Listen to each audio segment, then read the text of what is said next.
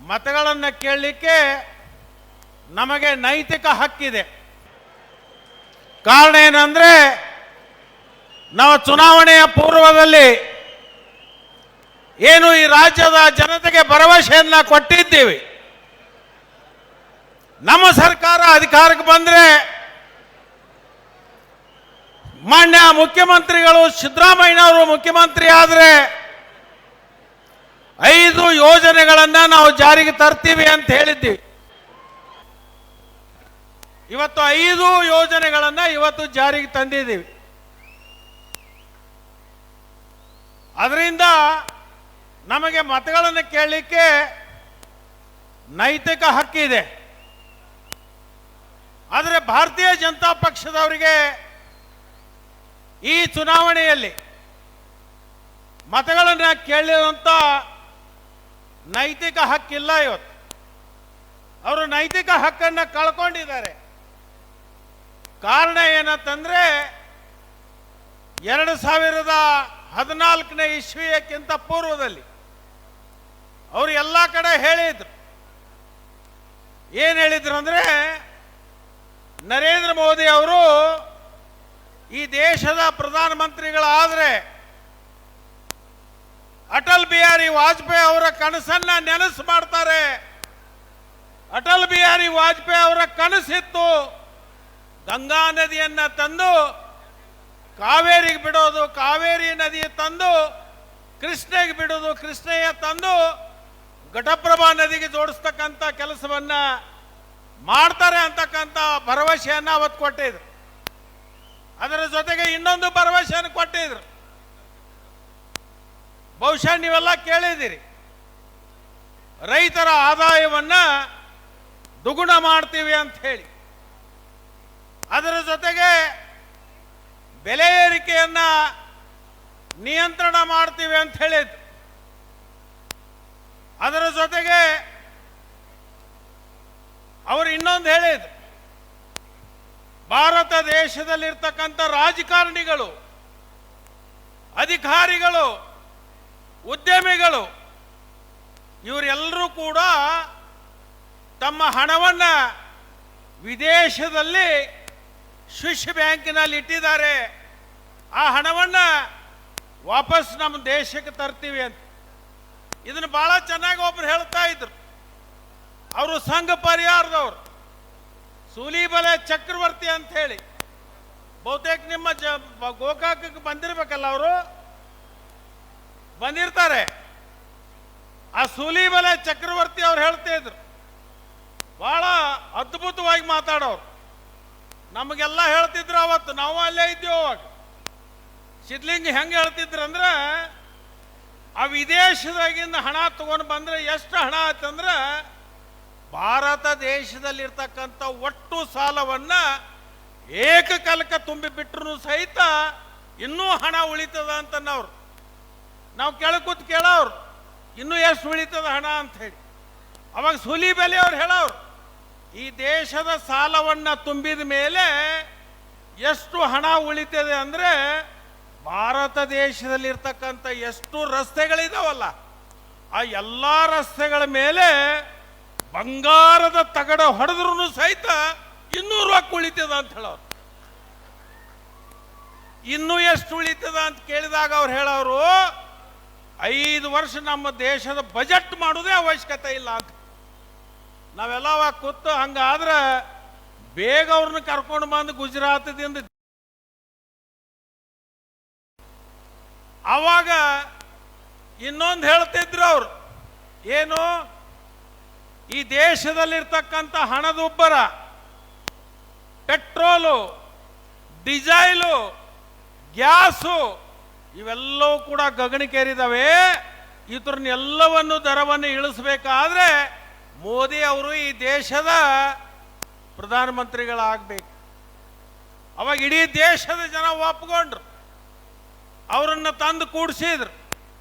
ಅವಾಗ ಕೂಡಿಸಿದ ಮೇಲತ್ತ ಸಂಗಮೇಶ್ ಅಲ್ಲೇ ಶಿವಮೊಗ್ಗದವ್ರು, ಆ ಯಡಿಯೂರಪ್ಪನವ್ರದ್ದು ಎಲ್ಲರೂ ಹೇಳ್ತಿದ್ರು ಏನಂತ, ನರೇಂದ್ರ ಮೋದಿ ಅವರು ಈ ದೇಶದ ಪ್ರಧಾನಮಂತ್ರಿಗಳಾದ್ರೆ ಬುಲೆಟ್ ಟ್ರೈನ್ ಬಿಡ್ತೀವಿ ಅಂತ ಹೇಳಿ, ಬುಲೆಟ್ ಟ್ರೈನ್ ಬಿಡ್ತೀವಿ ಅಂತ ಹೇಳ್ತಿದ್ರು. ಬಿಟ್ರೇನ್ರಿ ಬುಲೆಟ್ ಟ್ರೈನು? ನಿಮ್ಮ ಶಿವಮೊಗ್ಗಕ್ಕೆ ಏನಾರ ತಂದಾರ ಯಡಿಯೂರಪ್ಪನವ್ರ? ಬುಲೆಟ್ ಟ್ರೈನ್ ತಂದಾರ ನಿಮ್ಮ ಶಿವಮೊಗ್ಗಕ್ಕ? ಇಲ್ಲ. ಅವರು ಬುಲೆಟ್ ಟ್ರೈನ್ ತರಲಿಲ್ಲ, ಅವ್ರ ಮಗನನ್ನ ಈ ಪಕ್ಷದ ಅಧ್ಯಕ್ಷ ಮಾಡಿ ತಂದು ಬಿಟ್ರೆ ಅಷ್ಟೇ, ಮತ್ತೆ ಇನ್ನೇನೂ ಮಾಡಲಿಲ್ಲ. ಅದರ ಜೊತೆಗೆ ನಿಮ್ಮನ್ನು ಕೇಳ್ತೀನಿ, ಗಂಗಾ ಕಾವೇರಿ ಕೃಷ್ಣೆಯನ್ನ ಜೋಡಿಸ್ತಕ್ಕಂಥ ಏನು ಭರವಸೆ ಕೊಟ್ಟಿದ್ದು, ಆ ನದಿ ಜೋಡಣೆ ಆಯ್ತೇನು? ಆಗ್ಯದೇನ್ರಿ? ಗೋಕಾಕದವ್ರು ನಿಮಗೆ ಕೈ ಎತ್ತಾಕೋ ಧೈರ್ಯ ಇಲ್ಲನ್ರಿ? ಕೈ ಎತ್ತ ಹೇಳ್ರಿ. ಅವನು ನದಿ ಜೋಡಣೆ ಆಯ್ತಾ? ಬೆಲೆ ಏರಿಕೆ ನಿಂತಿತ್ತ? ಬುಲೆಟ್ ಟ್ರೈನ್ ಬಂತ? ಈ ದೇಶದ ಎಲ್ಲ ಜನರಿಗೆ 15 ಲಕ್ಷ ರೂಪಾಯಿ ಅಕೌಂಟ್ಗೆ ಹಾಕ್ತಾನೆ ಅಂತ ಹೇಳಿದ್ರು. ನಿಮ್ಗೆ ಯಾರಿಗಾರು ಒಬ್ರಿಗೆ ಬಂದಿದ್ಯಾ? ಕೈ ಎತ್ತಿ ಹೇಳ್ರಿ, ಸ್ವಲ್ಪ ಅಲ್ಲೆಲ್ಲೇ ಕುಂತು ನೋಡ್ತಿರ್ತಾರೆ. ಬಂದಿಲ್ಲ ಅಂತ ಹೇಳ್ರಿ ಹಿಂಗ, ಹೌದಲ್ಲ?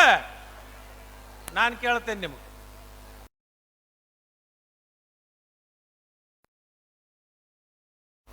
ದುಪ್ಪತ್ತು ಮಾಡ್ತಾನಂತ ಹೇಳಿದ್ರಲ್ಲ, ಗೋಕಾಕದಾಗ ಯಾರ್ದಾರ ಆಗ್ಯದ? ಆಗ್ಯದ, ಸುಳ್ಳು ಹೇಳಕ್ ಹೋಗ್ಬೇಡ್ರಿ. ಏನಾಗ್ಯದಪ್ಪ ಅಂತಂದ್ರೆ ರೈತರು ಬಳಸ್ತಕ್ಕಂಥ ರಸಗೊಬ್ಬರದ ದರ ಏನಾಗ್ಯದ? ಎಷ್ಟಾಗಿದೆ? DAP ಎಷ್ಟಾಗೈತಿ? 19. ಎಷ್ಟಾಗೈತಿ ಪೊಟ್ಯಾಶ್? ಎಷ್ಟಾಗೈತಿ ಯೂರಿಯಾ? ರೈತರ ಆದಾಯ ಡಬಲ್ ಆಗಲಿಲ್ಲ. ಡಬಲ್ ಆಗಿದ್ದು ಯಾವ್ದಾತು? ರೈತರು ಬಳಸ್ತಕ್ಕಂಥ ರಸಗೊಬ್ಬರ ಮತ್ತು ಕ್ರಿಮಿನಾಶಕ ಔಷಧಿಗಳು ಡಬಲ್ ಆಯ್ತು. ಡಬಲ್ ಮಾಡಕ್ ಸಾಧ್ಯ ಇತ್ತು, ಆದ್ರೆ ಮಾಡಲಿಲ್ಲ. ನೀವೆಲ್ಲರೂ ಏನು ಬೆಳಿತೀರಿ ಇಲ್ಲಿ? ಏನು ಬೆಳಿತೀರಿ? ಕಬ್ಬ ಮತ್ತು ಗೊಂಜಾಳ ಜಾಸ್ತಿ ಬೆಳೆದ ಹೌದಲ್ಲ?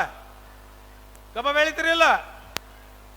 ಕಬ್ಬ ಬೆಳೆದ ಡಬಲ್ ಆದಾಯ ಆಗೈತಿ? ಡಬಲ್ ಆದಾಯ ಆಗಿಲ್ಲ.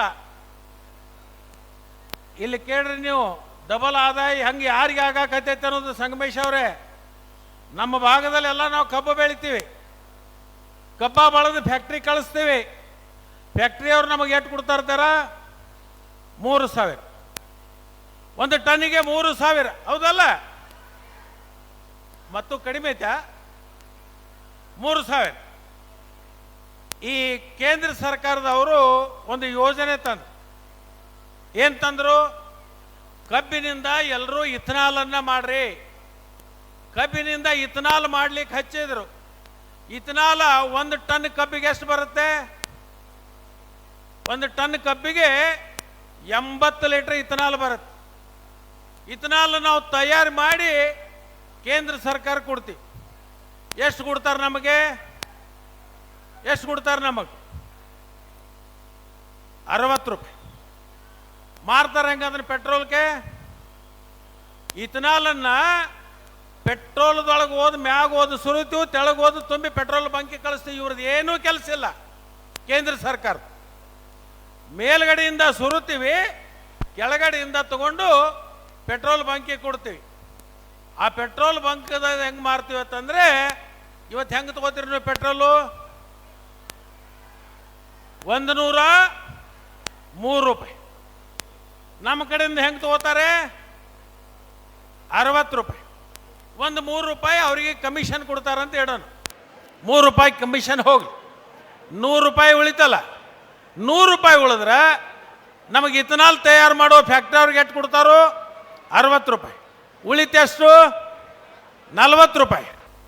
ನಾನು ಕೇಳ್ತೀನಿ, ನಿಮ್ಮದು ಏನು ಕೆಲಸ ಅದ 40 ರೂಪಾಯಿ 1 ಲೀಟರ್ಗೆ ತಗೊಳಕ್ಕೆ? ನೀವೇನು ಕಬ್ಬ ಹಚ್ಚಿದವ್ರಲ್ಲ, ಗೊಬ್ಬರ ಹಾಕಿದವ್ರಲ್ಲ, ನೀರು ಉಣಿಸಿದವ್ರಲ್ಲ, ಕಬ್ಬು ಕಡ್ದವ್ರಲ್ಲ, ಫ್ಯಾಕ್ಟ್ರಿಗೆ ಹೋದವ್ರಲ್ಲ, ಕಬ್ಬ ನುರಿಸಿದವ್ರಲ್ಲ. ನೀವು 40 ರೂಪಾಯಿ ತಗೋತೀರಿ. ಯಾರು ತಗೋತೀರಿ? ಕೇಂದ್ರ ಸರ್ಕಾರ. ನಿಮ್ಮದು ಏನೂ ಖರ್ಚಿಲ್ಲ. ಅದಕ್ಕೆ ನಾನು ಕೇಂದ್ರ ಸರ್ಕಾರದ ನರೇಂದ್ರ ಮೋದಿ ಸಾಹೇಬ್ರಿಗೆ ಹೇಳ್ತೀನಿ, ಆ 40 ರೂಪಾಯಿದಾಗಿಂದ 10 ರೂಪಾಯಿ ಫ್ಯಾಕ್ಟ್ರಿ ಅವ್ನು ಕೊಡ್ರಿ, 30 ರೂಪಾಯಿ ರೈತರ ಖಾತೆಗಳಿಗೆ ಹಾಕ್ರಿ. 1 ಲೀಟರ್ಗೆ 30 ರೂಪಾಯಿ ಹಾಕಿದ್ರೆ ಎಷ್ಟಾಯ್ತು? ಎಷ್ಟಾಯ್ತು? 80 ಲೀಟ್ರಿಗೆ 30 ರೂಪಾಯಿದಂಗೆ ಲೆಕ್ಕ ಮಾಡ್ರಿ ಗೋಕಾಕ್ದವರು. 8 3 24 ಆಯ್ತಿಲ್ಲ, 2400. ಇವರು ಕುಡಿದು 3000 ಹಿಡ್ಕೊಂಡು ಎಷ್ಟಾಯ್ತು? ಎಷ್ಟಾಯ್ತು? 5400. ಇನ್ನು 400 ಈ ಕಾರ್ಖಾನೆ ಅವನ ತಿನ್ಲಿ.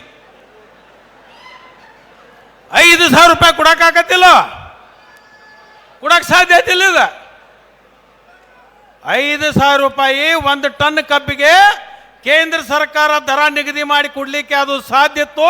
ಅದನ್ನು ಮಾಡದೇ ಇರತಕ್ಕಂಥ ಕೇಂದ್ರ ಸರ್ಕಾರವನ್ನ ಇವತ್ತು ನಾವು ಧಿಕ್ಕಾರ ಅಂತ ಹೇಳಬೇಕಾಗತ್ತೆ. ನಾವು ಕೇಂದ್ರ ಸರ್ಕಾರಕ್ಕೆ ಇವತ್ತು ನಾವು ಹೇಳಬೇಕಾಗತ್ತೆ, ನಮಗೆ ಬರ್ತಕ್ಕಂಥ 2400 ರೂಪಾಯಿಯನ್ನ ನೀವು ಅದಾನಿ ಅಂಬಾನಿಗೆ ಕೊಡ್ತಾ ಇದ್ದೀರಿ, ನಮ್ಮ ಹಣವನ್ನು ನೀವು ದೋಚಿ ಅವ್ರಿಗೆ ಕೊಡ್ತಾ ಇದ್ದೀರಿ ಅಂತಕ್ಕಂಥದ್ದನ್ನ ಹೇಳಬೇಕಾಗತ್ತೆ. ಈ ಭಾಗದಲ್ಲಿ ಎಲ್ಲರೂ ಗೊಂಜಾಳ ಬೆಳಿತೀರಿ, ಗೋವಿನ ಜೋಳ ಅಂತ ಕರಿತೀವಿ. 1 ಟನ್ ಗೋವಿನ ಜೋಳಕ್ಕೆ 400 ಲೀಟರ್ ಇಥನಾಲ್ ಬರುತ್ತೆ. 400 ಲೀಟರ್ 1 ಟನ್ ಗೊಂಜಾಳಕ್ಕೆ 400 ಬರುತ್ತೆ. ಗೊಂಜಾಳ ರೇಟ್ ಏನದ? ಗೊಂಜಾಳ ರೇಟ್ ಹೆಂಗದ ಇಲ್ಲಿ? 2300, 2400, ಹೌದಲ್ಲ? 2300, 2400 ಇದ್ರೆ 1 ಟನ್ನಿಗೆ ಎಷ್ಟಾಯ್ತು? 23,000 ಅಥವಾ 24,000 ಆಯ್ತು. 400 ಲೀಟರ್ ನಾವು ಕೇಂದ್ರ ಸರ್ಕಾರಕ್ಕೆ ಕೊಡ್ತೀವಿ. 60 ರೂಪಾಯಿಗೆ ರೇಟ್, ಮಾರೋದು ಎಷ್ಟು? 100 ರೂಪಾಯಿ. ಡಿಫರೆನ್ಸ್ ಎಷ್ಟು? 30 ರೂಪಾಯಿ. 10 ರೂಪಾಯಿ ಫ್ಯಾಕ್ಟ್ರಿ ಹೋಗ್ಬಿಡು. ಆ 30 ರೂಪಾಯಿ 1 ಲೀಟ್ರಿಗೆ 400 ಲೀಟರ್ಗೆ ಎಷ್ಟಾಯ್ತು? ಎಷ್ಟಾಯ್ತು?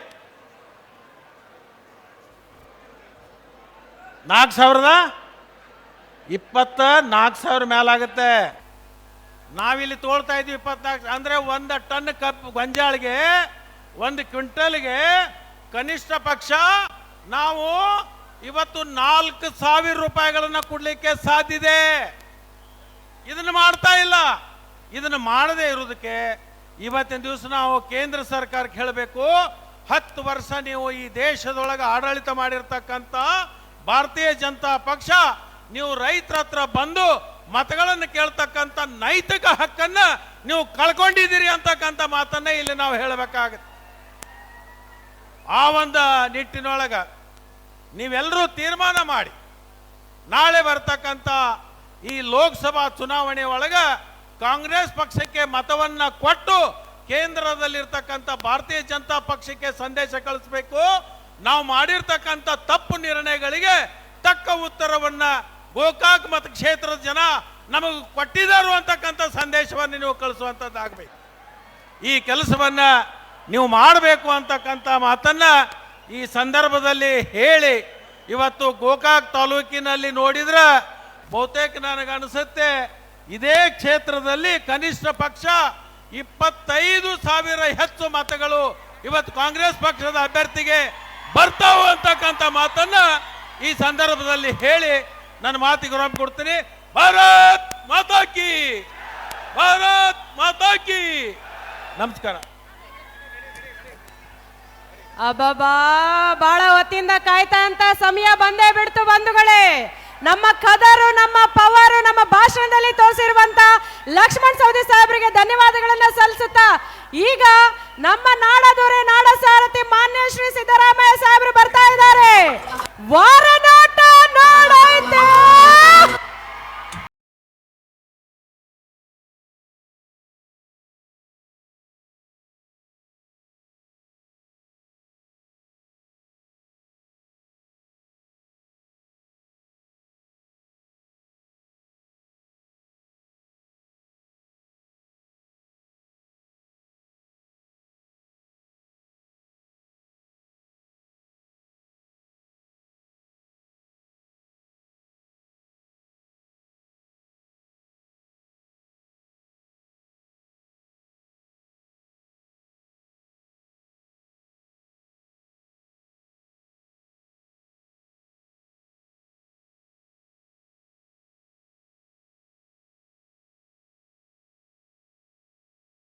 ಹೆಚ್ಚಿನ ವಿಡಿಯೋಗಳಿಗೆ ಪ್ರತಿಧ್ವನಿ ಯೂಟ್ಯೂಬ್ ಚಾನೆಲ್ ಸಬ್ಸ್ಕ್ರೈಬ್ ಮಾಡಿ, ಬೆಲ್ ಐಕಾನ್ ಕ್ಲಿಕ್ ಮಾಡಿ.